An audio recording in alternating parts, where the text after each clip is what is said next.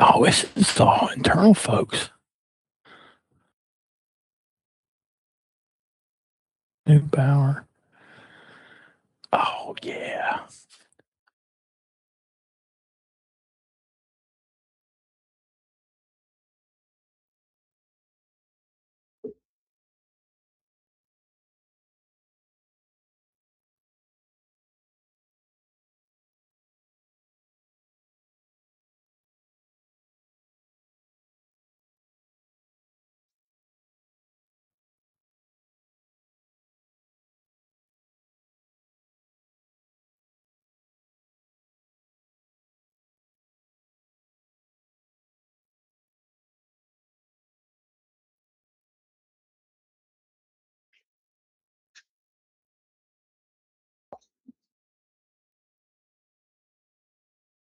Patrick, I'm not gonna make it down there.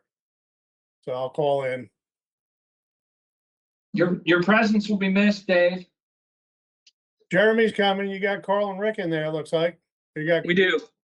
Okay, we'll wait. We'll wait on Jeremy. he's walking down that way now. Yeah, and the rest of the team that's got the questions are like in Wisconsin. Okay. So that's why we had to have to call in. 10-4. No worries.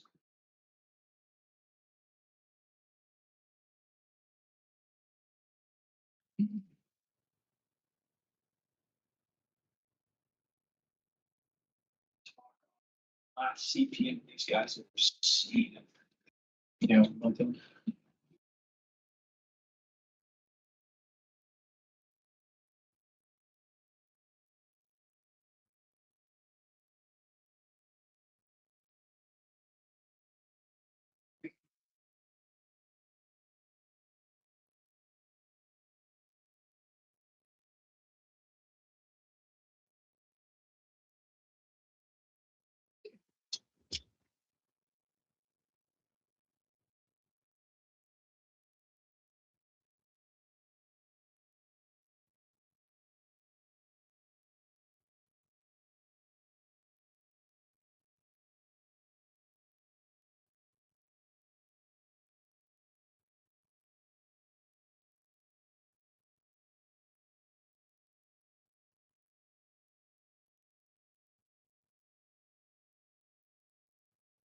Okay. I'll go ahead and get started. You want to do a quick on the call? Just introduce yourselves. That'd actually help me understand who we got on the call. And we can do it around the room too, but you all mind introducing yourself? We can start with Kenneth. Sure. I'll Okay. take it off and then pass it to the team members from Faith, because some of the guys, I'm sure you guys don't know. But Dave Busey, Senior PM, Jonathan Bjorgard, Hi, Jonathan Beer, Project Controls Group Leader for Faith. okay, Mike Neubauer, Yeah, hi, Mike Neubauer, I'm estimating team lead for Faith.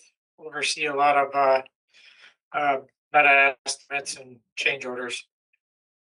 excellent. Daniel,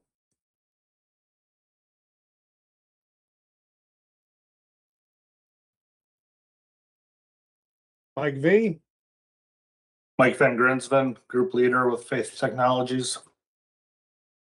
and Ken Gamble. Ken Gamble, Senior Commissioning Program Manager for our Meta program. Okay, go around the room. That's our team there, Pat. Yeah, we'll go around the room here. So my name's Patrick, Project Superintendent over DCB1 MRY for Hensel Phelps. My name's Harrison, Office Engineer for Faith DCD-1 Hensel Phelps. Lynn Randall, intern. Jeremy Arms, Faith Project Manager. Rick Bauer, Faith Superintendent in charge of data hall and hack installation. Carl Harris, Faith Superintendent. Paul Prashnik, HP, Scheduling Manager, RY. Thank you. I know that was somewhat we know, but it's good to get familiar. Okay, so set this up to talk provisioning playbook, and we call it a couple different things, but in its main definition, it's CCD-292 and its accompanying documentation. I'm gonna talk. Have y'all read the documents? No wrong answer here. Just being honest.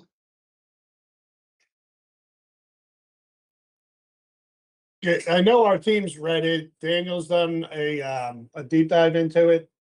I've looked through it.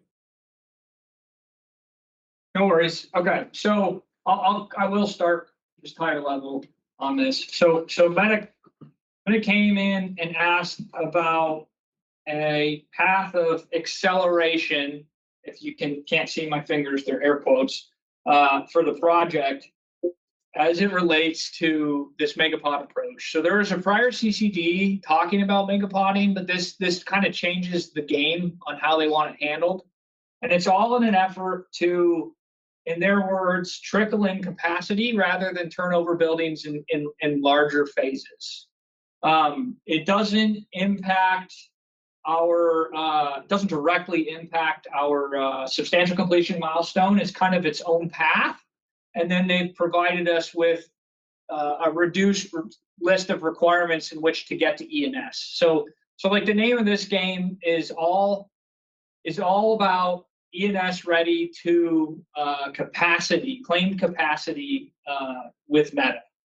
So it applies in a megapod level, which is defined here in these spaces in DCB1. So network suites as the 4 network suites, and then 10 megapods per data hall for the data halls, 10 and 8. It's 10 and 8. 10 and 8 and Sandy. That they're looking to go reach capacity on. This, at its core, the definition of a megapod is really for ENS and how the ENS provisioning will take place. But like we need to go support that megapodding approach. So if we start at the start of the building in the network suites, high level Meta has basically said, we have options in there to not have stable power and stable cooling, well, at least, stable cooling in there, however they would like it. We align with that. And then they've reduced the requirements in which we can define stable power and stable cooling. Our approach in the network suites is essentially to handle it as we would without change. We are chasing stable power and stable cooling as a means to reach ENS ready. That ENS ready, the network suites ENS ready, allows us essentially to reach ENS ready anywhere else in the building. So there's really not a major change of approach in there. We've gone down the road of running a temp cooling system in that space, and it is very substantial with the cooling requirements, the cooling loads that they are dictating in these documents. The biggest thing here and a theme throughout the building, if I'll step back just for a second, is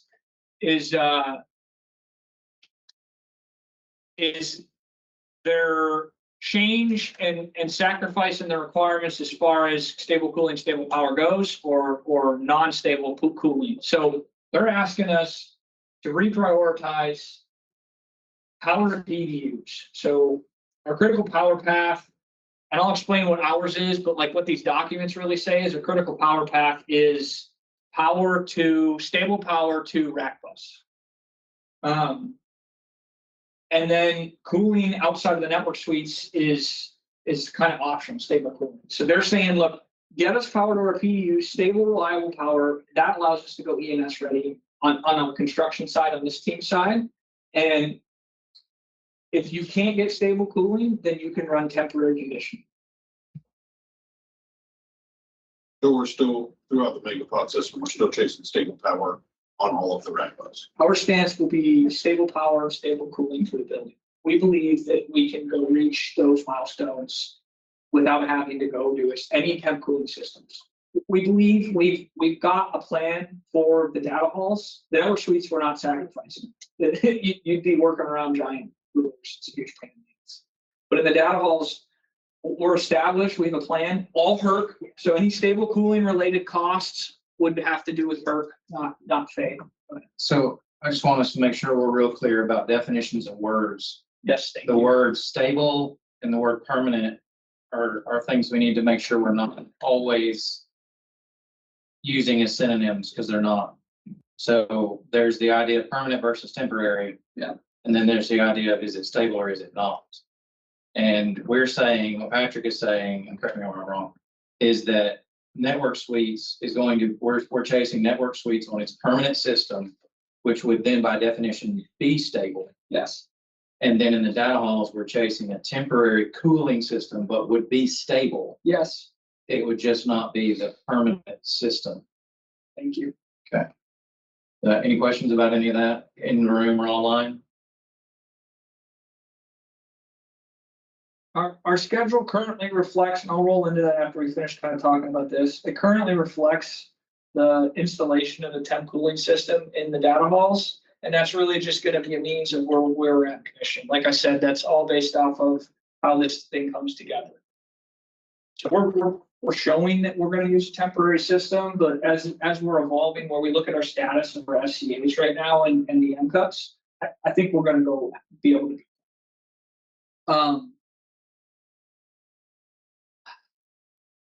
In order to make a pod, cleanliness becomes a major factor.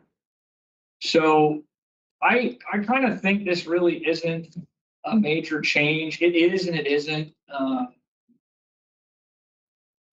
Go ahead. You think tell me if this is an accurate statement. So the client, when they rolled this out, it was a real big, it seemed like it was going to be a real big deal as far as like the trickling in of capacity that Patrick mentioned earlier.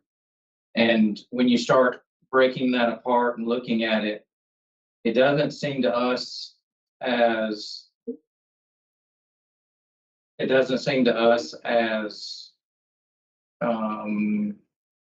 segmented as they may want it to be, because I mean, electrically probably so. You know, you could do the electrical at a megapod level, but from a cooling perspective, from the mechanical side of things, it's not really as big of a opportunity. Each one of those is 4 FCAs, 2 on either side. Right, it's a big deal. And so like, and not only that, from the control side, you really have to go to 8 rows instead of 4 rows to get the mechanical into it. So All I'm saying is that whenever we were first confronted with this, it was like, it almost seemed like you're gonna turn over this building and like megapod, Yeah. megapod, Yeah. megapod, and you're just gonna slice the building all the way down the length of it. But it seems less like that to us now as we've looked at it. Yeah. So and it almost seems more like the original data hall approach. It's just, there's a whole lot of focus on megapods. Yeah. I don't know how else to say that besides that. And I guess maybe I'm going about this in a minute presentation style, as far as big to little. There's a lot of information, and we've been working through this and talking through this now since several months. I apologize if I squirrel a little bit, but I'll talk cleanliness and the walls, and then I'll get into like impacts to schedule. So the big thing, this rack hardware landing readiness checklist, the big thing here is just cleanliness standard is really emphasized. And so inside of the provisioning document here on the right, they talk about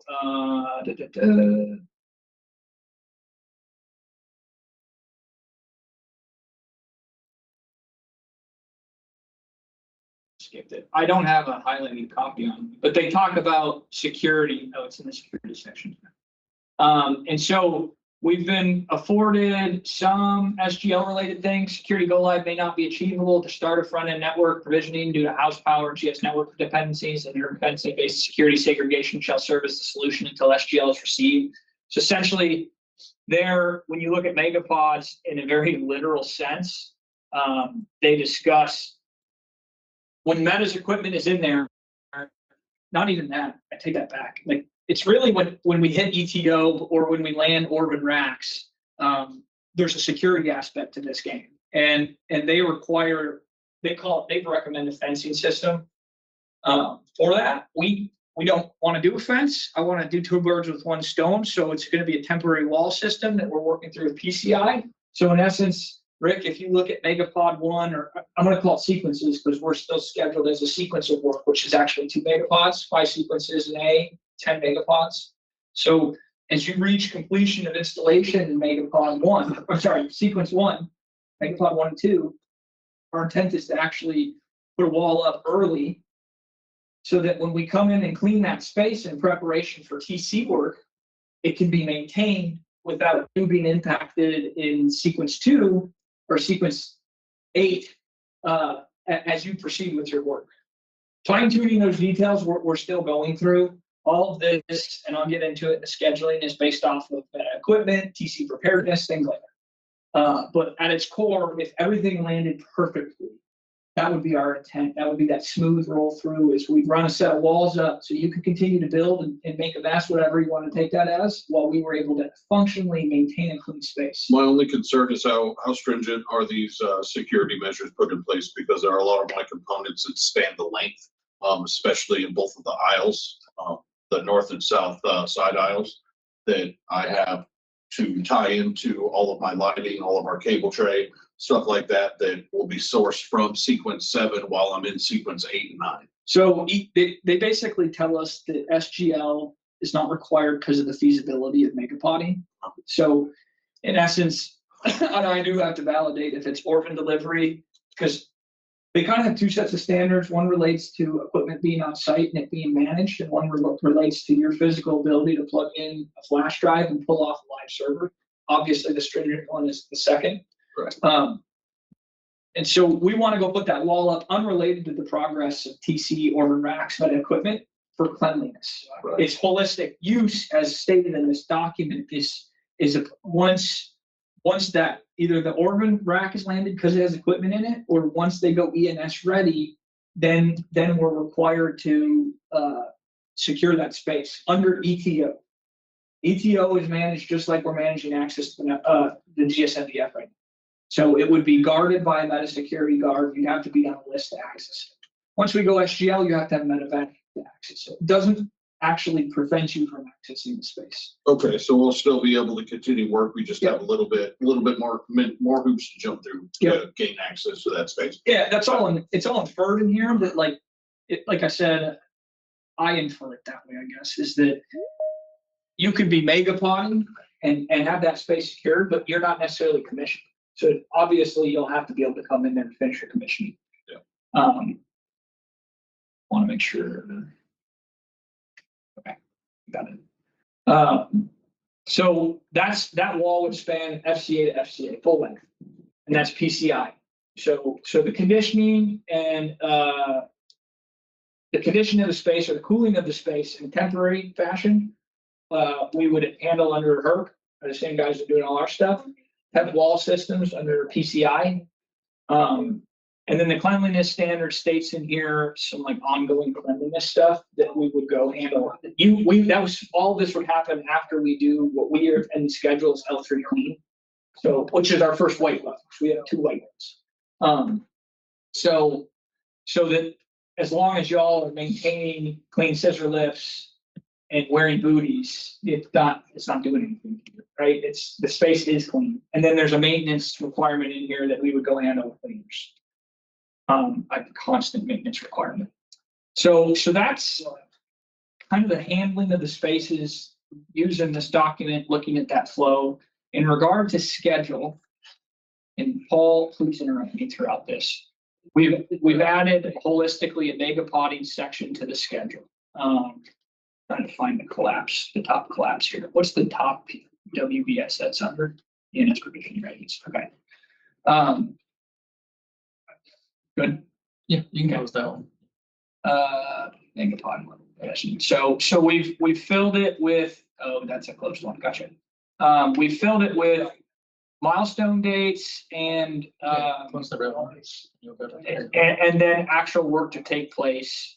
Now, we're tracking material delivery dates from Meta, and that's all TC stuff. So there's a whole thing with kitting and how TC will install. It doesn't apply to you at all. The big ones are we have milestones, clean and secure, checklist approval with Meta on the space being ready, which we all would apply to. That is in relation to the cable tray, right? And all the other components that TC needs to go be successful. And then 3 levels of kits that would be deployed, 2-row cabling, which is everything that runs on your general tray systems throughout the building. Inter-row cabling, which is what cabling is installed from goalpost to goalpost in an aisle, and rack install, which should be equipment and the racks and stuff. Those are the 3 kits.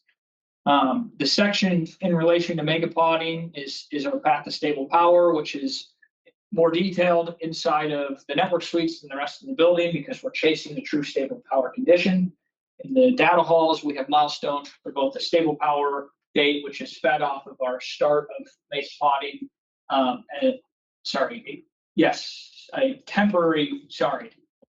totally screwed that up. Paul, why don't you fix it? Just letting you get. There we go.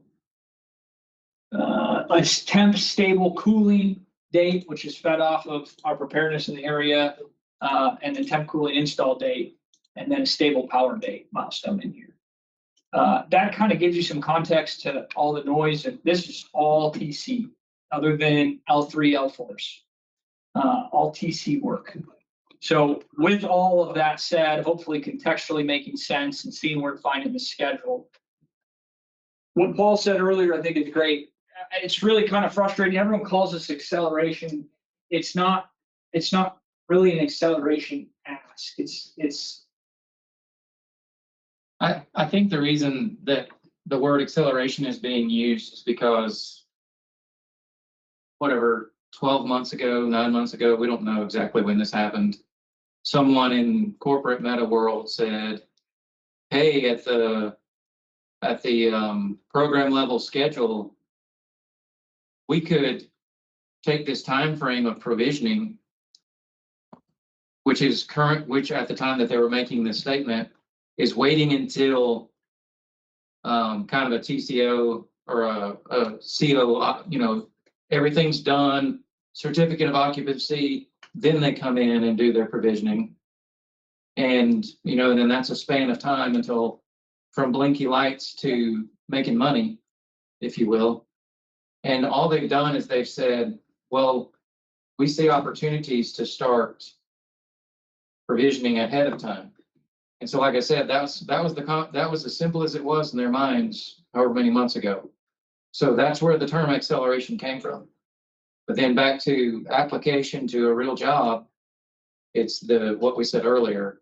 It's the idea of, well, how much of this can you actually do? You're not slicing the building up as in completely and totally, right? And you're just going to be completely turning over megapod at a time. You know, it's going to be more of there may be walls here or there at some points as you start to allow them into spaces for provisioning while you're still working on them. Because I mean, I don't think correct me if I'm wrong, but it should never be this. It was theoretical earlier, what y'all were saying, that if we're by the time we're provisioning in megapods 1 and 2, which would be block 7, that whole A, you're not going to be installing anything in 8, 9, 10, and 11. You know, your install is going to be way on down the line. If anything, we might be commissioning in 8, 9, 10, and 11. You know, as far as just the timing of things. And so it's a theory. It's the concept of we're prepared to separate the spaces as we need to. In other words, we feel like there are options, there are abilities, there's an availability. But again, that's just the idea that's where this word keeps getting thrown around, this acceleration, acceleration, acceleration. And so, you know, we've been just kind of working with it as we've, like Patrick said, for a while now, as we've looked at these different things, read this playbook, tried to understand what's realistic, what's not. Because, you know, the thing I said earlier about the 4 megapods versus 8 is a thing we have to consider. Because what Patrick was showing you earlier on the, the fruit stripe gum there, if you will, for those of you from a certain decade. Yeah, that's the electrical domains. But if he scrolls down just a hair to see the mechanical domains, they're twice as, it's 2. The mechanical fault domain is 2 megapods, right? So there's the mechanical fault domain is 2 megapods. So the electrical fault domain is 1 megapod, 4 rows. Mechanical fault domain is 8 rows, 2 megapods. So just like I said, there's all these little nuances, but that's where that word came from is, hey, we don't have to wait until TCO to start provisioning. It's like, okay, yeah, maybe not. Let's see what that looks like. Yeah. So Paul, let me ask a question then. When is the anticipation, let's say in blocks 1, 2, 3, and 4, is power to the rack bus? When you say 1, 2, 3, 4, you're talking about network suites? Your megapods right there. Let's take data hole A. Oh, megapods 1, 2, 3, and 4? Yep, on that sheet that you just had there.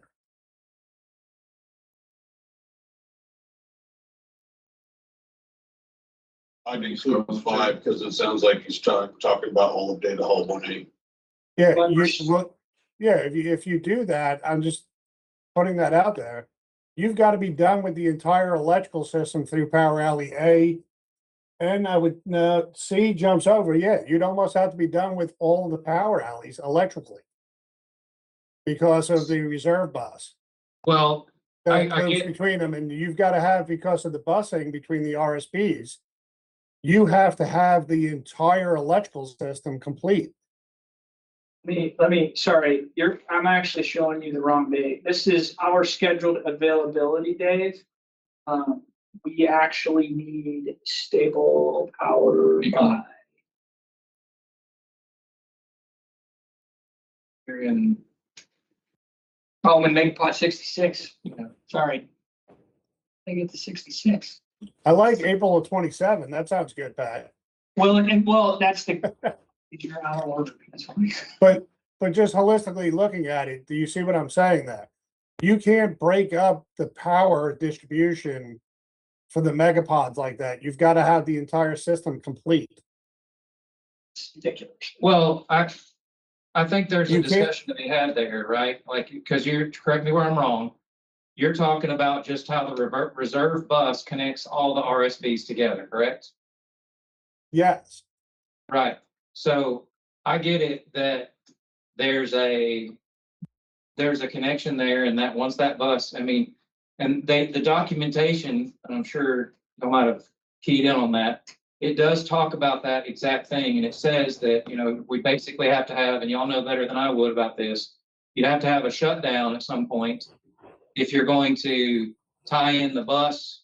The point being, what they said was you could energize the RSBs and lock out your bus, and you could energize the roads. And so you wouldn't have the functionality of the reserve bus, like you're saying, but you'd be able to power. Go ahead. You'll have work occurring further down the line still, while you have energized work in the area right there. That bus will have the potential. So you've got to complete that whole system to make it holistic. Right. Yeah, So if you look at the one line, they all tie together, that whole data hole. So that you can't do the first half of it without doing the entire power outlet. well, but if you're locked out, could you not? You're No, not. we're able- not the gonna bus is work not- on any equipment that's got energy present. That's what we're doing in the M cups right now. We're I'm taking it talking all the way about- back outside the building to the MVSs. What Because they I'm gotta get saying, into the MSBs. what I'm saying to you though is, if you've got RSB 1, you know, the first one in data hall A, and it's just for the theory a part of it, if that one's energized and you're locked out to the bus, and your work, and then you're talking about the other end of data hall A, you can work on that RSB down there. True or false? No, we're not going to, because you have power running through that bus. No, you don't. It's locked off. It's locked off to the RSB, but you still have power in the bus. Right there. That's the same reason that we're dealing with Stellar in the M cup right now, not racking out the breaker in the MSB and leaving it hot to the line side of that, racking out the breaker and letting them do the stuff downstream where it's de-energized basically, but the power is still there at the line side. But the entire system will have to be complete. I honestly don't know if that's gonna make that big of a difference as this thing's landing, Dave, because we'll be driven. The commissioning push is gonna be on the network suites, and that is to go ENS ready. Like, our entire schedule is held hostage by ENS ready in the network suites, which means that we're gonna have pretty significant opportunity to go be complete with commissioning effort inside of data hall A prior to the ENS ready date. You'll see a stack in that because all of it releases off of one. And so we're still at the end of this year into next year, in when we need that stuff energized. So the commissioning effort would be all the way through that time. And I think this also refers back to what we said earlier, that, you know, the initial idea the owner was presenting was as if it seemed as if they were asking for slices all the way down. And we don't think that's going to really be the case, which is kind of making your point. Whatever the cause is, it's kind of that idea, is that you would have the whole power outlet is where we would be trying to shoot for. But go ahead. No, it's just that, like, I mean, full transparency, we continue to update and correct ties in here. Not saying that this would be April 12th, this would be April 15th, this would be April 27th, but we're gonna fix a little bit of stacking you're seeing in here. But really, it's gonna line up that would be ENS ready for an entire data hall at once, not Megapod 1.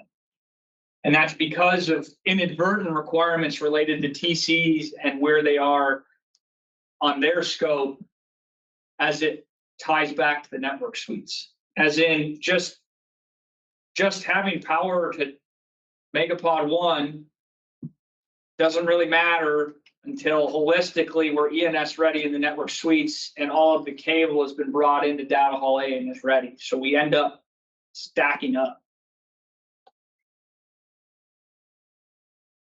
Fair.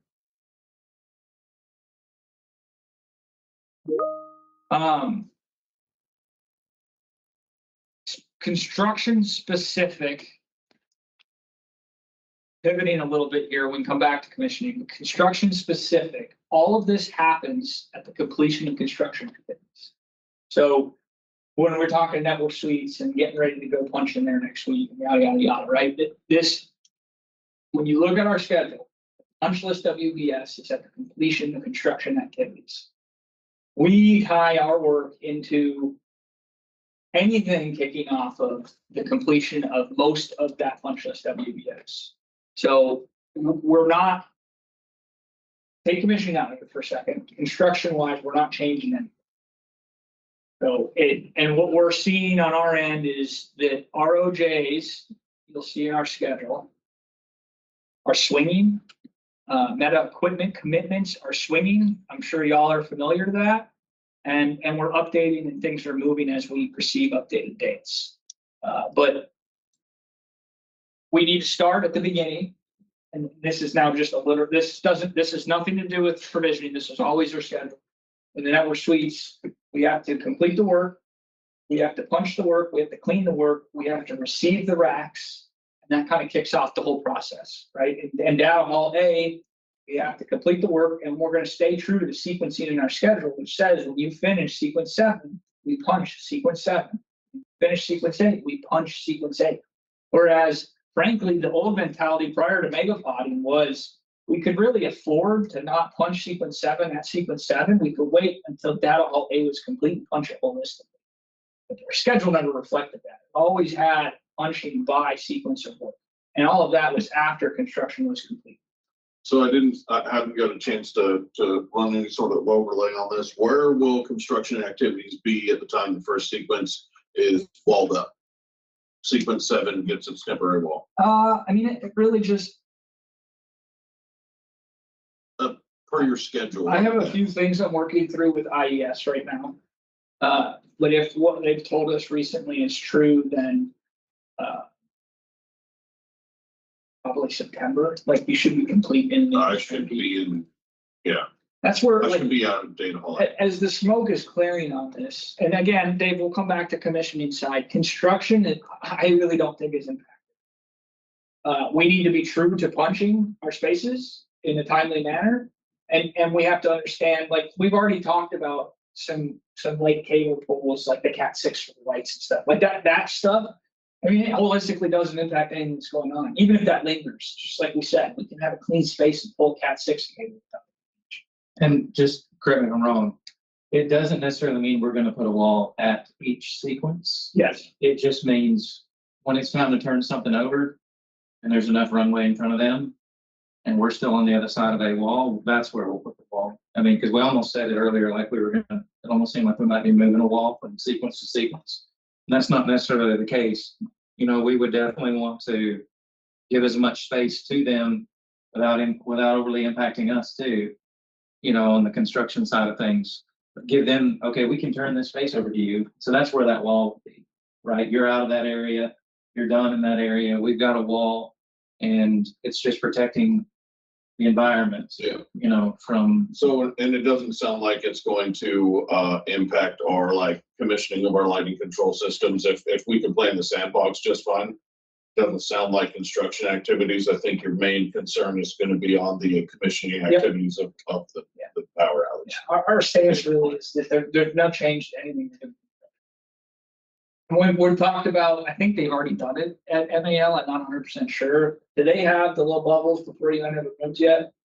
No. Okay, we're talking about doing that. Again, that'd be PCI. So that would afford us the ability to go open a set of doors, enter an interim space, close those doors, enter the clean space. So we all know how particular Meta is with cleanliness in these data halls, and they've sent other data out as it relates to other jobs, seen failures after the completion of the work related to dust. So that's a very heavy emphasis in this work, but that's all after construction is complete. And I'm going to say it like this, having worked at Faith before and having focused on the trades that are building the job, you know, electrical, and have you seen it, like the mechanical side of it, there's a lot that they do too. At the end of the day, electrical and mechanical, as far as the owner is concerned, they're just saying, okay, you provide a stable power, stable cooling. The cleanliness that Patrick's talking about is that's the whole game. Yeah. Because what they're going for is the fiber at the end that we're all doing all this power and cooling for, so that we can have the connectivity to have the blinking lights. And so, like, we've heard that subject, cleanliness and fallouts is what they call it, Yeah. I guess. In other words, like when they go to start plugging up the fiber, they get fallouts, like as in stuff was dirty. So that's where they're headed. They don't, you know, it's like electrical and mechanical, you're building a building like you build a building. But we're trying to make a space for fiber to come do its, or for connectivity to come do their work. And of course, y'all, I think y'all own the waterfalls, I think, that get them down into the racks. He's talking the VCM stuff. Yeah. I don't think so. I don't think we do. Okay. Waterfalls. Not competing to get into those. Yeah, but anyway, point being, construction, they're just trying to get to this point of, we got fiber and we don't want it dirty, because, you know, we want to turn this building up is what they're doing. You know, I mean, we know there's a lot of power, like as in a lot of electrical work to get you that kind of power. And a lot of mechanical work to get you that kind of cooling. I know the electrical is involved in that as well. But that's what they're shooting for. That's what this whole game is about. It's just like it's always been. It's just now we're seeing a little more of it, because when we're going to be maybe focusing on, I'm making this up, but like we're focusing more on B, they're going to be maybe provisioning in it, right? Versus back to that certificate of occupancy time frame that they used to do. And that's where that idea of acceleration comes, is that, okay, y'all are done in A? Okay, cool. You know, we want to be in. So the lift here, I mean, the mega potting approach is fiber. We need to finish like we were gonna finish and not have to come back with punch. But that's always been our intent. It's just now, the day we are finished, there's the potential someone's moving in right behind us, rather than us having an afforded time that's not showing the schedule that we could have been dinking around. We can't dink around. So that's kind of the dinking punch. Yes, that's right. That's kind of like what you're going to see here is there's really been no change to construction at all. Honest No change to answer. The sequencing. files We're prove the keeping two our arrived 5 together. sequences They don't and our 4 prove which. sequences between A, B, and CD. We're acknowledging the mega plotting 10 and 8, but we're going to go finish like we're going to finish. And I think as we've continued to work with IES on their stuff, that again, it just comes back to our completion of the network switch for our ability to do anything else. And again, Rick, like the wall, when we first put it up, if everything went perfect, that wall would initially go up without a guard or anything. It would just simply be our ability Here's the to path. keep things Most clean. of it is today. And then, like in order. months later, Secure they the would post a record guard. today before anything Literally else. months later. Get the if teams that goes recording as planned. transcript And exported as those and things save swing the and moment of change, post. we're so Captions on your dependent of screenshots the are network lossy. suites, The and the network transcript is the suites quotable source. is not usable Save the elsewhere in the meeting building. invite and attendee link with it. Initially, right now, it If sounds like recording wasn't until on, racks your are in screenshots become the and, record, and they're able timestamp to and go file pull them and as is. not terminate, but like land draft and- properly where they need to in that space. When that happens, we believe we can go release them throughout the rest of the building. And frankly, the schedule does not directly reflect that at this moment. We gotta go fix that. So originally, we thought that once cable tray was done in A and B, we could release them to start pulling fiber from goalpost to goalpost and goalpost to network suites. That may not be the case anymore. We might have to get some work done in network suites. Because of landing on the goalpost, they need to land on the other side. Right. So, and then the intra-row is uniquely different, where in theory, intra-row is isolated in a cold aisle, right? It goes goalpost to goalpost inside of the south side of that aisle. So their kitting, their installation will kind of install in those two realms. It's specific to a cold aisle as defined by the megapod, and then specific to holistic cable tray pathways as it applies to their routing, which is basically network suites A and B, and network suites A, B, C, and D. So those are like whole points that releases all this work. On the back to the commissioning side, we continue to refine some of that, but we don't really believe it's gonna do much in this process. Now, I'm kind of, Dave, not acknowledging your question because that's very specific, and I'd have to bring Dalton in here on some of that, other than the fact that we believe that holistically, when you look at this whole thing, we're not really sure we're going to land any different than we ever were because of the time frame in which CCD to get to ENS ready, which drives, we don't have to cool until we get ENS ready, which means network suites first. Once network suites is done, they have to do a couple weeks worth of work before they can get into A. And then power at ENS ready. So they're going to be in there, the racks are going to be in there, they're going to be pulling and landing cable for like a very extended period of time prior to us needing to turn up any power anywhere. So I mean, that's what I'm saying for this. I really fail to see where this even makes a difference over the way we're proceeding out there right now. It doesn't. I mean, what I see from the dates that as you scroll through them, and Rick's the one doing the data halls here, but I think he'll agree with me. I think the way we're progressing out there, I don't see that where this helps really, to be honest with you. Where the pressure comes in, is that just understand, Rick, as these dates improve, the dates in this, I'm using this because y'all have, your team online has seen this version of our schedule. The dates have improved. And so in this, it kind of looks like if we screw up in sequence 7, we have extra time to go fix it. There's a potential as Meta audits and looks at our timeline that we lose that. But again, it never existed in the schedule to begin with. We just have to be more serious about when we leave a space, it's done. And everything about that is dust creating activities. So we can't cut holes in walls, we can't drill in concrete, but wire pulls, changing a light out, doing something on the rack list, on the cable tray. We're just about to that point anyway, so. Yeah, exactly. But that's not dust creating activities. Right. Right, I was gonna say, once our racks are up, our trays in, we're done cutting stuff, and all that's left is gonna be pulling wire, commissioning fixtures, setting in lighting control devices. Yeah. Obviously with our priorities being on the RV tap cans and getting PEIs on our bus rows. I mean. Now, I want to acknowledge that this marathon was asking about this. To that point, my only concern is as we go through commissioning these portions of, especially our lighting control, we all know that's fun. With all of these being addressable units, there's going to be a need to be back into these areas and work with the teams that are in there. And as long as that's not impacted, like I said, your biggest concern is going to be commissioning inside of power alleys and figuring out a way to do that without any unnecessary risk to health or safety. Well, and without getting into the weeds of Power Alley, again, I'm going to say this, correct me if I'm wrong, Patrick, we are looking at Power Alley as punching it kind of as a holistic Power Alley itself. We've done some additional unrelated to this work on cleanup of like a separation. Our schedule entertains a sequence similar to this megapod is showing. Yeah. What I mean by that is it runs from the backside of the fan gallery all the way to the previews.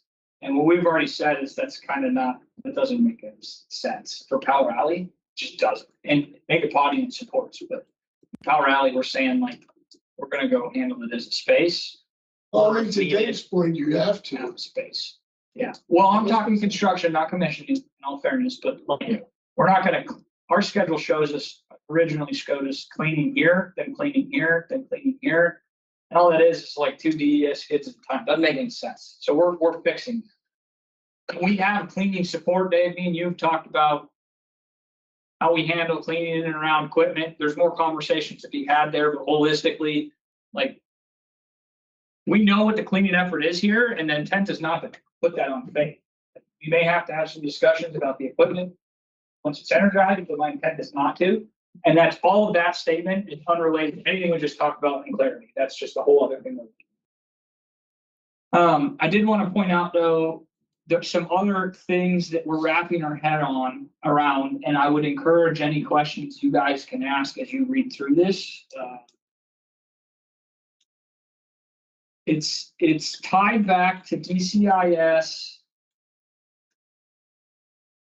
It's tied back to boilers and loads in the M cups.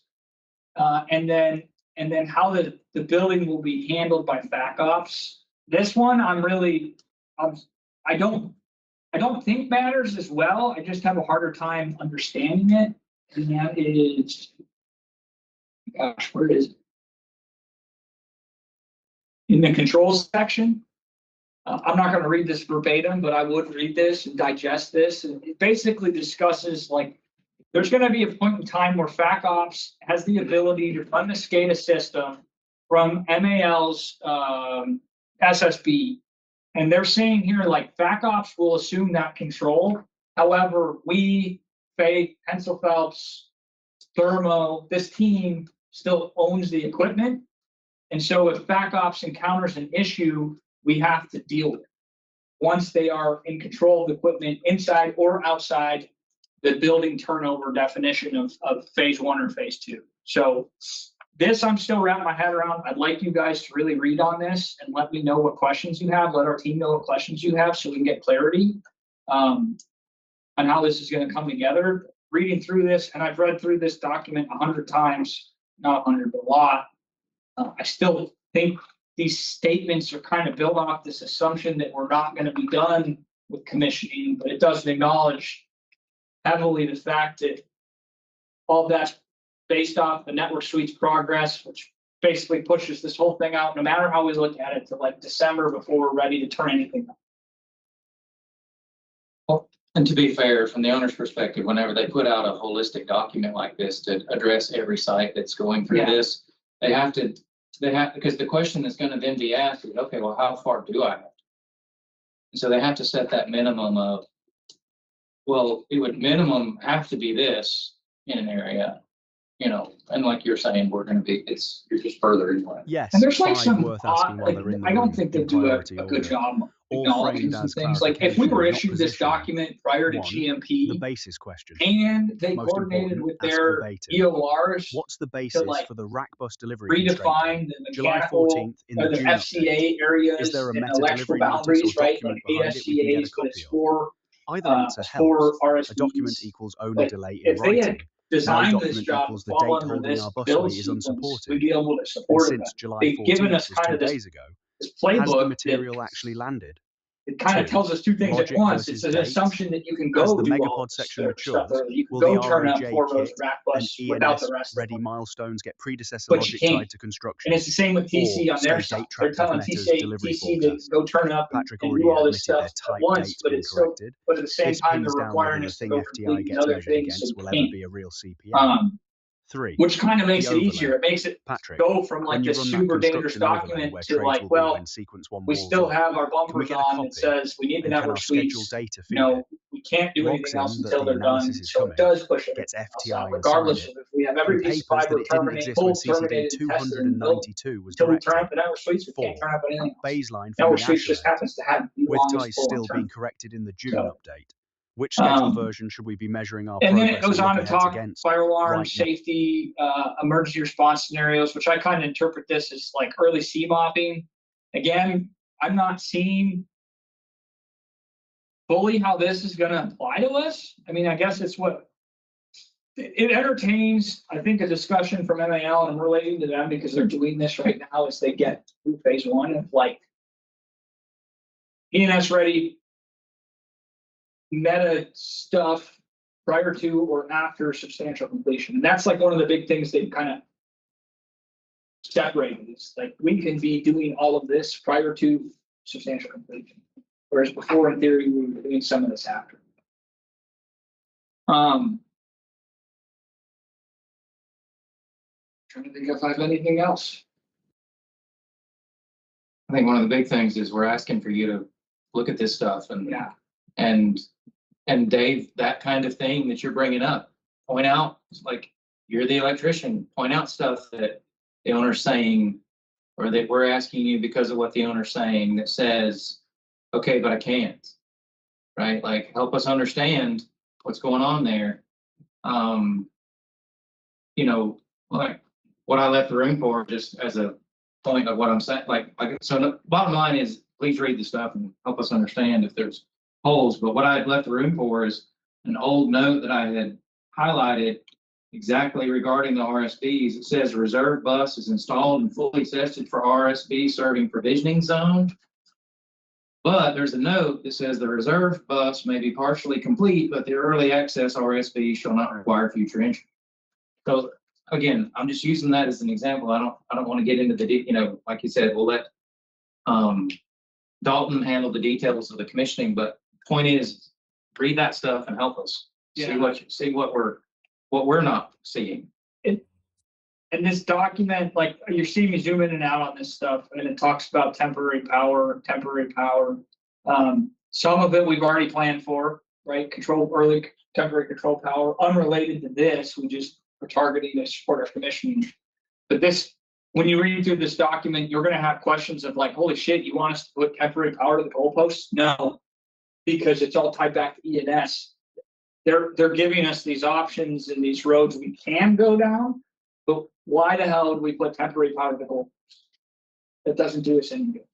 So I will say that, because I'll apologize, I forgot about this in these documents. They're asking for several different focuses on power.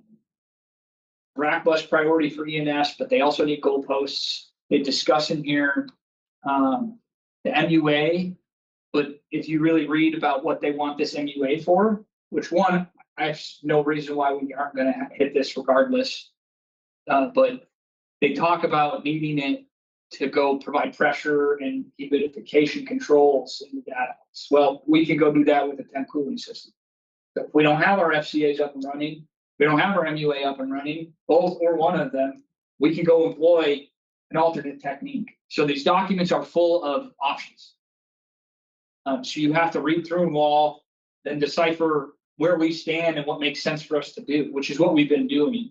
And then it gives you some cheat sheets on here. I forgot, I apologize for that this page existed, but like here, Rick, it talks about, this is ENS's entrances on this side, contractor entrance on this side, and as in these doors would remain locked and only entered through by Meta, while these doors would be guarded, and those would be the ones that come through. But again, all that ties back to once we hit EMS ready, which is no sooner than December. And then they walk through some other electrical related stuff here.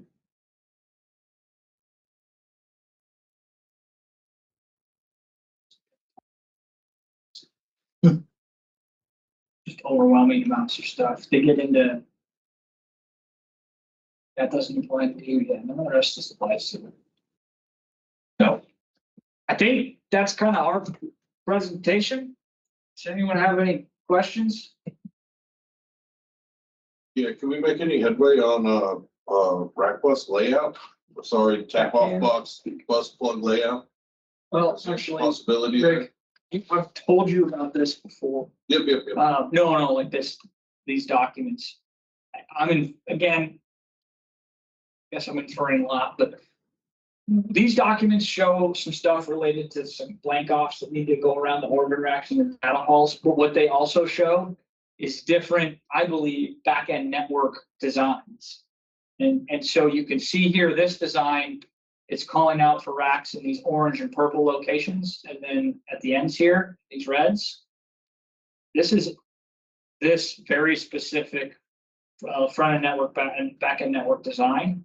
If I go down 2 pages, here's another one. Here's another one. So the whole issue here, Rick, is they don't know what our design is going to be. They don't know where the rack layout is. And I think that's what's going to continue to prevent us from having a full-on confident answer on our topics. Because again, that was just in the interest of getting out of those areas and never coming back. Yeah. I see that's going to be also one of our big comebacks. So this sounds like the question of needing a back-end design, the timing it would take after it. Yeah, let me talk to Mark about this one and see if he can influence this at all, but I don't think NAL has the experience. Give you a time. or they just got it. Maybe that does, maybe that doesn't influence it. And I still hold fast to, they're gonna say the issue is the exact design of every dimension for every tap box. I can't believe that we'll finish the job without one. I just don't believe that. This is me, my opinions, by the way. Moving onesie twosies here and there versus moving every single tap box that I install once, that's a pretty big difference. I'm happy to do one. I'm happy to do both. Whatever we got to do, we're building a data center. Yeah. Any other questions?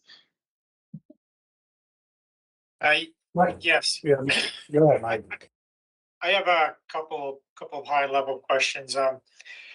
As far as from your perspective, per this current provisioning playbook and the schedule that this megapod falls under, does it affect the permanent installation time frame? Like, is it moving up the permanent installation from a schedule perspective, or narrowing the installation window for those areas? My answer is no. I mean, construction will continue exactly how it's scheduled. Commissioning refinement is ongoing, but I don't think it's moving anything. I think there's something in here that I need your guys' help reading and understanding that we may be missing in how we're presenting this information. That's lost in these words, but I don't think it's a literal, it's not the commissioning timeline, it's not the construction timeline, it's like some sentence in here that discusses additional manpower to support a meta factor that we're missing. That's what I'm worried about. It's nothing else. Okay.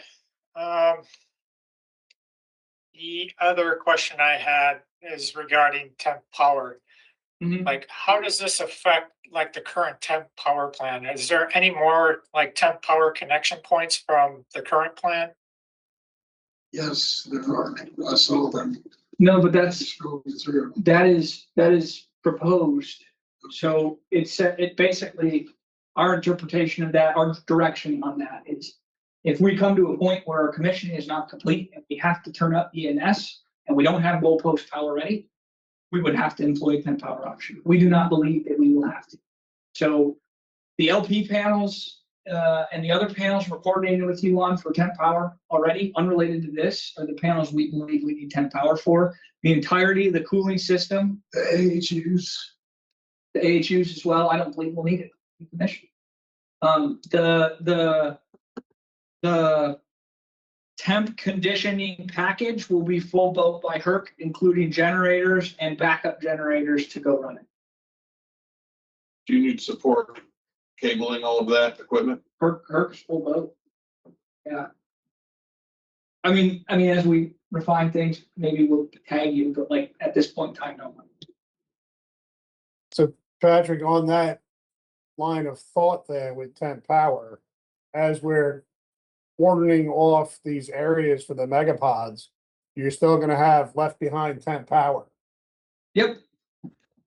So what is the plan on that? Is that going to get fully removed because it's turned over space? No, because we're not fully up and running. It's not a turnover space, it's controlled access space with a cleanliness standard. So Well, removing that temp power is one of those items that I would say probably violates a lot of your cleanliness standards for extension. Does it though? There's cutting, there's pulling all of that old cable out of the ceiling, there's possibly moving ceiling tiles. There's potentially dirty activities there that we probably need to take a look at. Make sure if we can mitigate them now, that we do get up there and mitigate the need for that. But we got to chop out all of the temp power stuff potentially. We do cut a lot of wire when we do that to make it easier. All the new tape's got to be cut out. So that does have waste. We've got, that's not, I mean, in its most literal sense, yes. And like, is there an impact there? I guess, yeah. I guess I don't really consider it anything above and beyond what we've had prior to this. And I guess take that as a cost statement, take that as a general statement. We were never going to remove that temp lighting until permanent power was on.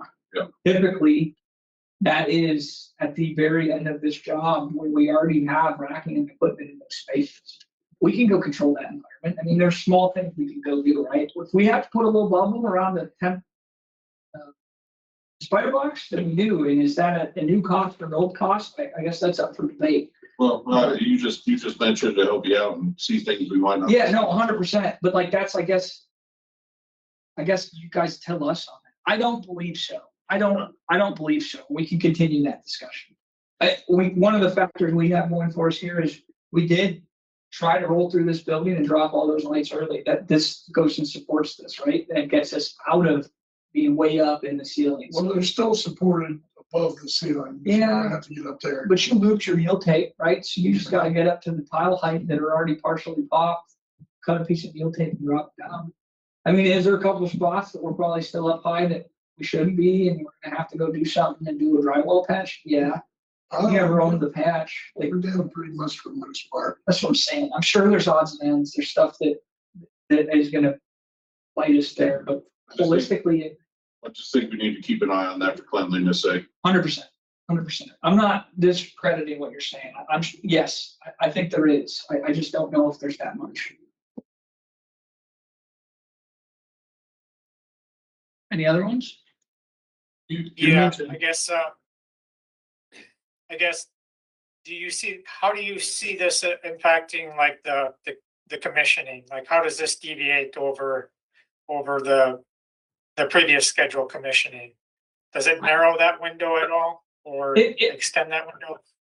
The direct answer is that it changes our priority. It used to be a mechanical priority to a rackless priority, but it doesn't really change that much. We're gonna hit it by areas holistically anyway.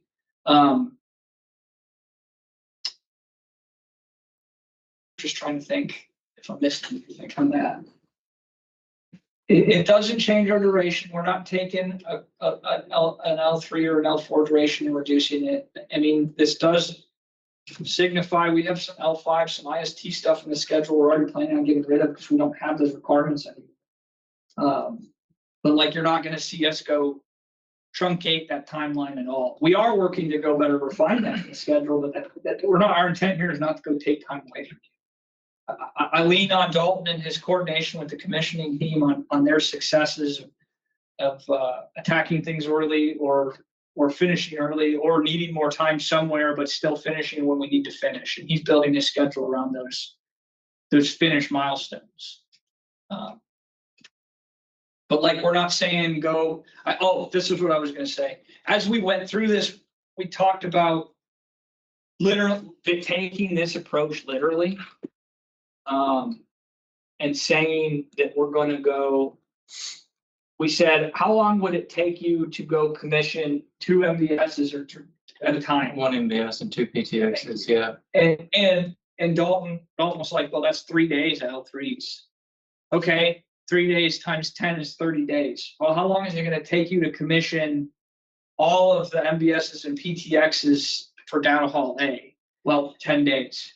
Or whatever that number. It was like 6 or it was ridiculous, the comparison. So like, we're not gonna do it by megapods to slow us down. Like, that's kind of like the holistic answer is if we were to go commission this, even if you said it'd take 1 day to do things, we can't measure that in the schedule in a way that it makes sense. We are still gonna go attack this in the same manner we were originally because it's, we believe, more efficient. Okay. by sequence, so 2 megapods at a time on this electrical. Yes and no. I mean, oh yeah, that's what this shows. We looked at this and he's like, dude, it takes, well, go ahead. Yeah, so a few things. One is the conversation that you just mentioned of like, okay, it's ridiculously long, it ridiculously stretches out the time to just focus on 1 MDS and PTX at a time, right? And then rather than doing the whole yard. So we were like, okay, cool, let's commission the whole yard if we can. But then the way this looks at the way the megapod mind thinks is, okay, well, if we get MVS and 2 PTXs and RSPs, then bus. Right. And it's like, well, yeah, cool, you do want the MVS and then the PTXs, but we can go ahead and do the whole yard, you know, and be done with the yard. and then move into Power Alley when it's time and get Power Alley as it needs to be commissioned. And then bring it into the, so that sequence is still kind of, that's Dalton's arena of getting that exactly refined. And what I would say as far as our schedule, keep looking at the documentation and look at our schedule, because like Patrick's saying, we're making adjustments, we're cleaning things up. And if you see things in the documents or if you see things in the schedule that you have questions about, let's talk, because we need to see if something we're not seeing, like what we want to, but we just gotta, like, these documents take a lot of time to get used to. We've spent a lot of time with them, and when you look at that, it kind of begs that question of, okay, you're just going to energize all the way in, like one thing at a time. Like one megapod at a time. Yeah, I get what you're saying. But as far as how we're turning over these RSBs, so like the RSBs specifically out to the RBs. Yeah. I mean, we're gonna be completing those sequence at a time. We've got 8 rows that we're gonna turn over and start our commissioning activities on. Now I get the whole electrical yard. It makes sense. You could do 3 in 3 days, or you can do the whole yard 6 or 12 versus 37 or whatever it would be. I get that. I see what you're saying. I think, and there is, I don't know if this is just, you're better at this than me, Dalton's the best at it. They actually have a lot of specifics on that rack bus question, reserve bus versus that. But read documents and let us know if you're like, we're not doing that. That's not part of our safety culture. That's not part of our requirements, something like that. And then we can have that specific discussion.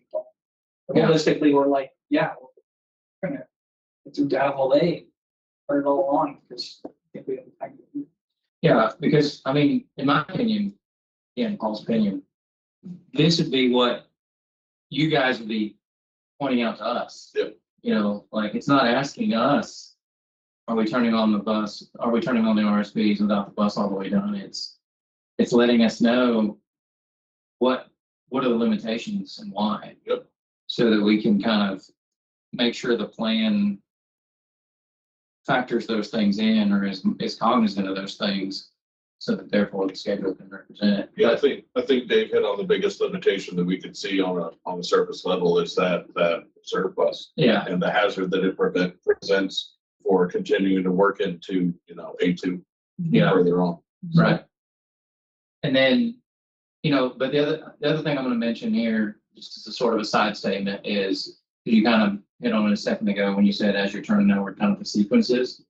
And what that does allow us is the QC PEI timeframe, that finishing out of level 2 timeframe, which is really great, because we can go ahead and, because that's a lot of manpower and it's a lot of hours and a lot of documentation and a lot of blah, blah, blah, blah, blah, as we all know.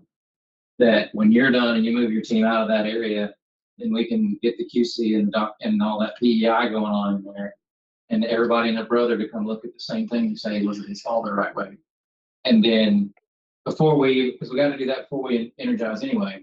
And so the more we can, I guess I'm just saying, let's keep that in mind, because it's not just we're moving construction out of a space, boom, we're turning stuff on. It's we're moving construction out of a space. We're getting and I get it, QC and PEI is part of level 2, but I'm saying, like, we're getting construction out of that space, and we're QCing and all the pre-energization steps, and then starting to build up a bank of things that are ready for energization, so that whenever it is time to turn stuff on, we can.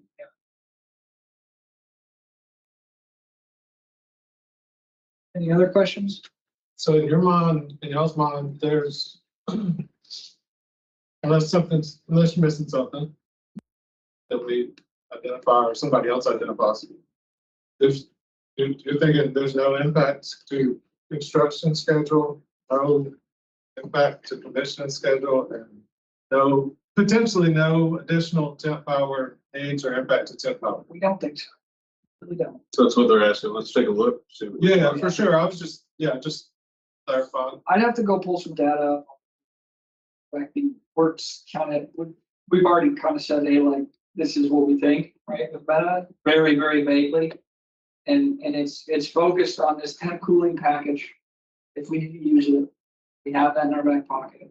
It's focused on on the cleanliness standard, and it's focused on the wall system security. I personally, like, our choice here is to align that with the cleanliness thing, but that security fits.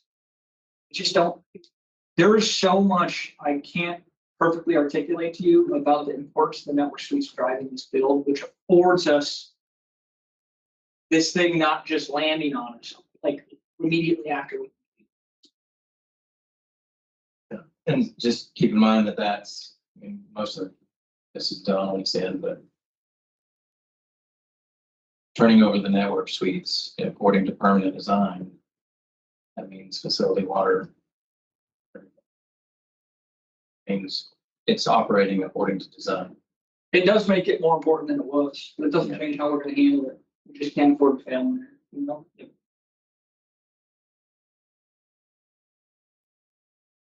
I don't know if this has been answered, but somebody asked the other day, and you mentioned Marathon. What is this a DCB1 and DCB2? Yeah. Okay. Technically an MAL and a YF. Okay. So, But yes, to your question. Okay. yeah, but we sat with them. And other sites, I'm sure. 2021 allegedly. We sat with them briefly earlier, talked through this stuff, and it's the same message. You know? We want you guys to go look at this, see if we missed anything here. And like, I understand, Dave, this has been going on for a while. We've not sat down before, and I'm sorry. I mean, these documents, you should see all the unofficial random stuff they sent us before we got to CCD. Like, it's been tough to. The meta factor here has been tough to wrap our heads around on what's real, what's not, what's black and white. And the CCD has afforded us that. And it's evolved along the way. It has To be evolved a lot. fair. So in other words, like we can't be told stuff. Like, okay, cool. Where's the official directive? Oh, it's coming. And then get told more stuff and it would change. Cool. Where's the official directive? So it's like, you know how that goes. Yeah, we've spent a lot of time going and down, we're finding it down to this. And these documents are actually pretty solid. They've answered a lot more of our interim questions. They've most definitely answered the very original stuff we got way back in the day. And then we've already written R5s like the MTTM testing they did last week and clarification on that, which is very explicit requirement in here. Yeah, the first of kind. The first of kind, that this MSG main tie main test, like we've already R5'd this and revised it. This talks about using the network suite after RSPs are energized to validate transformer inrush. Well, we flip-flopped that and gotten confirmation we can go do this test earlier on the MVSs and the MCUPs. So like we're already wanting to tweak here and go get better. They like that idea. Yeah, what we found in the documentation is that normally the MCUPs weren't available for the main tie main, and we were. So we were able to get that because the first of kind is per region. So MRY being its own region, and then MAL is its own region. So any main tie main you can do in MRY means that's done, and that's also what was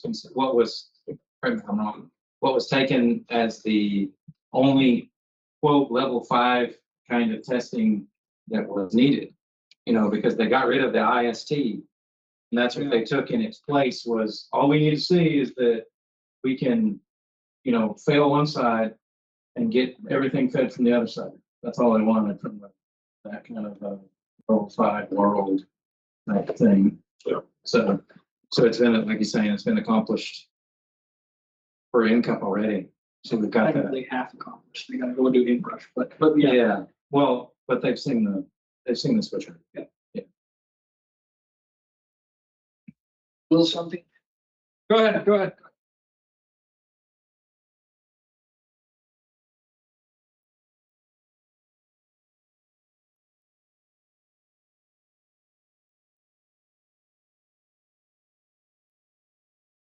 Mhm.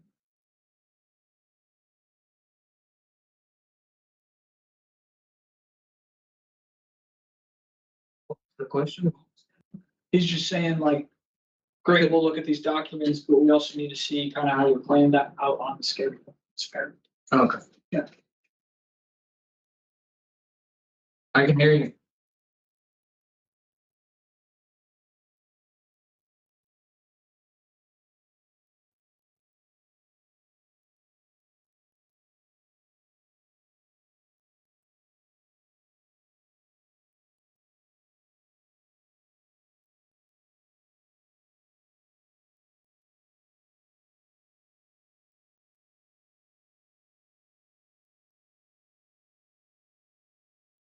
Well, so I think right off the bat, I'm sorry, were you saying something else? I thought you were asking. Well, hang on, let's answer the first one and then go to the second one. So like Patrick said, the kit dates, the ROJ kit dates, right? That's something that the owner gives us. And so that's where you've seen a lot of shift in those kit dates. And so again, there's refining going on, and we want you to ask these questions. But I mean, that's what I'm going to tell you is the first thing that you're going to see that has swung things is in that push and in the most recent batch of kit dates that they've given us. As Patrick mentioned earlier, those have kind of pulled in to be more friendly to the schedule. So that's the answer to your first question. Go ahead to your second one. Well, hold on, Daniel. So what are you saying? You're saying that you've got newer dates that are more friendly than what we were given in the CCD?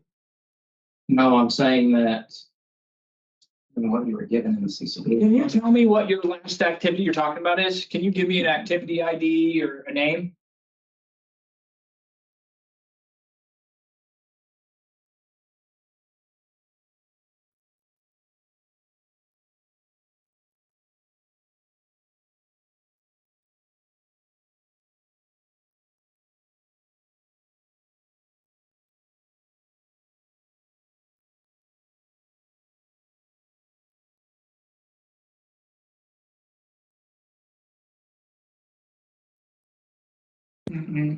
That's page. Yep, I think so. I hope so. Yeah, you got it. Unrelated. I don't know why that's one.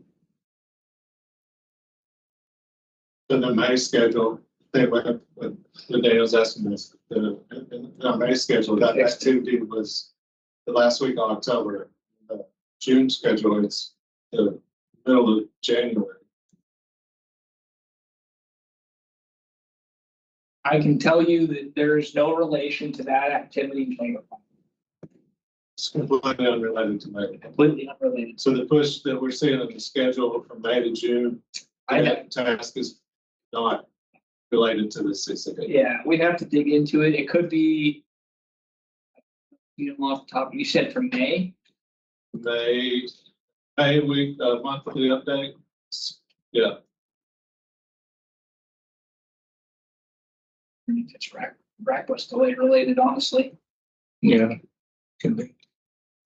Because between May and June, we actually started and we've been building the fragment on rack bus as we go.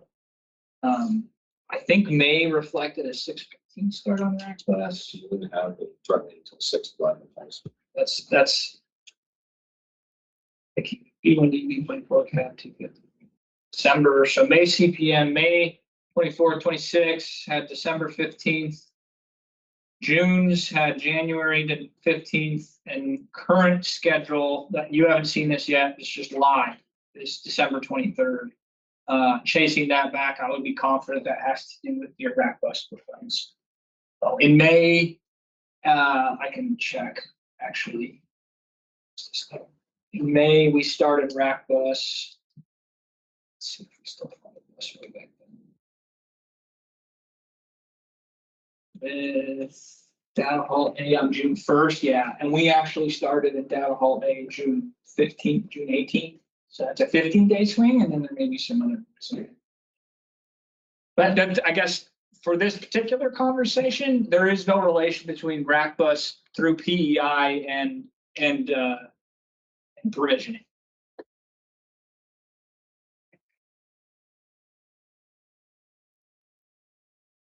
Oh, yeah.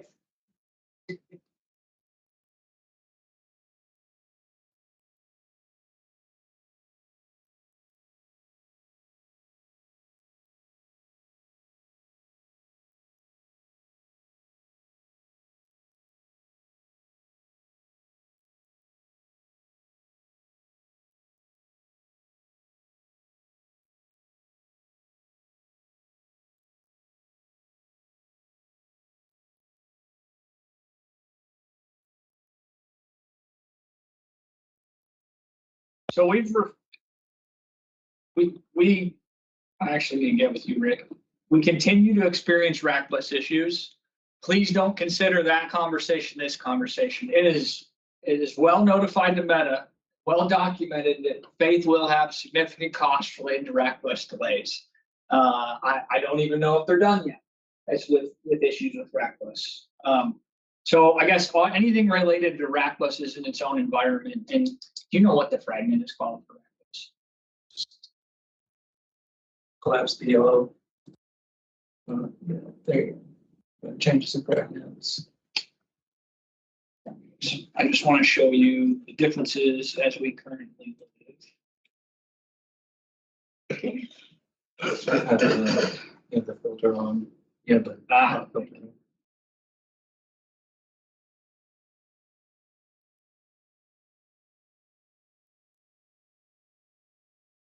so like, I mean, don't even really worry about the activities, but you're looking at, we've already built out more and more activities in here than we did. Sorry. Back in May, as this has progressed, right? We originally said, hey, network streets down hallway, rack bus is delayed. Now we're saying like, rack bus is delayed in here. We've acknowledged that y'all had time to react to the delay. There's hack arm issues. There's other delays in here. There's tap cans. Like we're trying to continue to articulate and show Meta how this is impactful to us. And that would afford your ability to recoup cost in relation to this problem.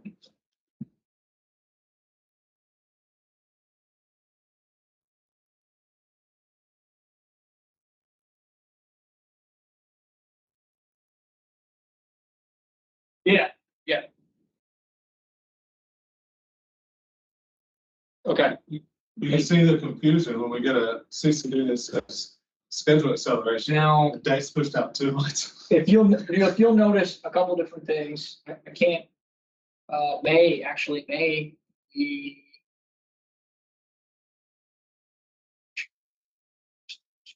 Well, I'm going to say this while Patrick's looking. That's why the discussion is a far more than just the word acceleration versus the last date of one activity in the schedule. Right? It's far more. There's far more to look at than just that. And you know, with that being the thing, you're like choosing that bus in the last of the data hall, saying, okay, this is my end date, right? And then just saying acceleration, right? Because there's just a whole lot of context to that. And I get what you're saying, like, okay, but that activity moved out, but you're telling me that it's accelerating. And so I get how that's confusing, but it's more than just right comparing that word. It's really not a construction acceleration anyways. It's more of a meta move-in date acceleration, sounds like. Yeah, and like I'd have to go back and find some more stuff, but this is landing, and this is the most live statement I can give you because this continues to change. Coming in, and I'd have to go find some more data. Coming into them asking us to do this, we had incurred. Please do not quote me on this. I realize the group I'm talking to is several months of rack bus delay, which is critical path for us, right? And we may land in a better place than we were prior to provisioning because of the way it's allowed us to go kind of rework our schedule. And as we've gotten smarter, clean things up in our schedule. So you're seeing a lot of different things going on. It's really hard to get into all of it. And I realize as you guys analyze and schedule it, like our negative float has bounced wildly as they've given us different dates for when they're going to give us stuff, as we've experienced our own delays, as we've resequenced, as we've refined throughout this process. And I'm going to ask this too, or throw this out here because it was kind of hinted at a minute ago. If we want to have conversations, that's great.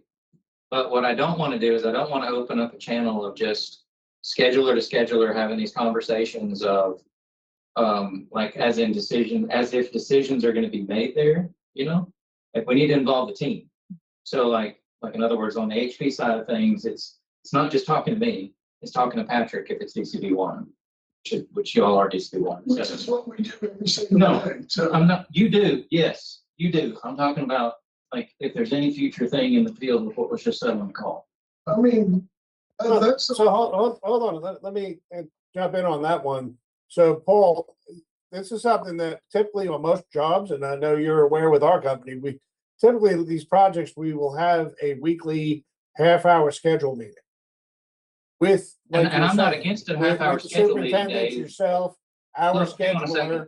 Let me finish what I was saying, okay? Look, all I'm saying is there's no reason to have just the scheduler schedule channel. Okay, if you want to have the channel, have the other people involved. That's simply what I'm saying. Don't take That's it any other way. 100% what we want. Perfect. That's all I'm asking. I'm just So going are you ahead gonna and schedule the clarifying weekly it. meeting? I'm sorry, what? Do you want to schedule the weekly meeting, or do you want me to get with Patrick to get it scheduled? I think we as a team need to have a weekly schedule meeting. When the schedule comes out, when we're making your mid-month updates and everything, to see, to have those discussions, when things are getting moved, when we're adding activities. Yeah. Which we've seen as of late. Things Yeah, like I don't that. think it would be a weekly one though, because we don't post the schedule weekly. We post it mid-month and end of month. Yeah, no, but we can. I mean, if you want to meet weekly, we can, but I'm just saying you won't have a new schedule every week. So That's all I'm we're saying. not adding whenever we're adding activities and stuff like that, I believe, and I get, Patrick, I owe you that email that we spoke about. Where JP told we were delinquent in some tray stuff that just recently was added to the schedule. So And those so- are the type of things that we should, as a team, before we move the rations around, or whatever we're doing to manipulate the schedule, adding activities in or whatever, we should probably be meeting as a team discussing that, so people aren't having to go fish for it. Say, well, we put it out on the mid-month, you should have reviewed it. So I think typically we have scheduled meetings, whether it's every other week. I really don't care, but I would like to have a meeting, And we're 100% in agreement with that. Let's just meet Excellent.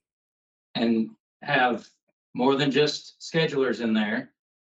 And like you said, when you have, as we have the things to look at and the things we've talked about, right? I'm just saying there won't be a new schedule every week, but if there are new changes, yeah, we can talk about it. Well, Dave, we'll get one set up on either a bi-weekly or monthly basis. I'll figure that out. Whatever makes the most sense. Yep, exactly. I'm fully aligned with that. Thank you, Patrick. Thank you, Paul. No worries. Yeah. Okay. Any other questions as we continue through this?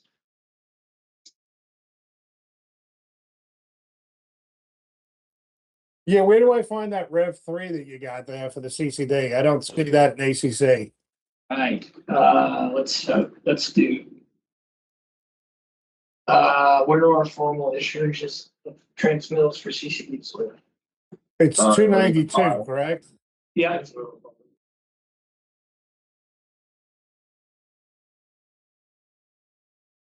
In files and. Oh, files.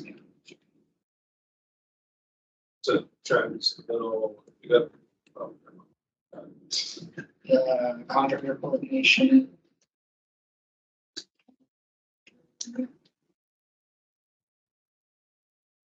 No, I think Transmittals are not. it's design change, CCD. You were there, go back to contractor, go back to, design change number 5, no more on CCD.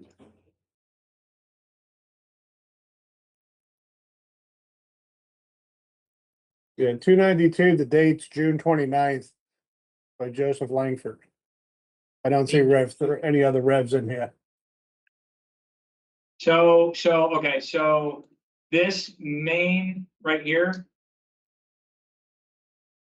This is your narrative doc, your Rev 0. So this is not anything we just looked at. This is the cover page. Okay, where can I find those?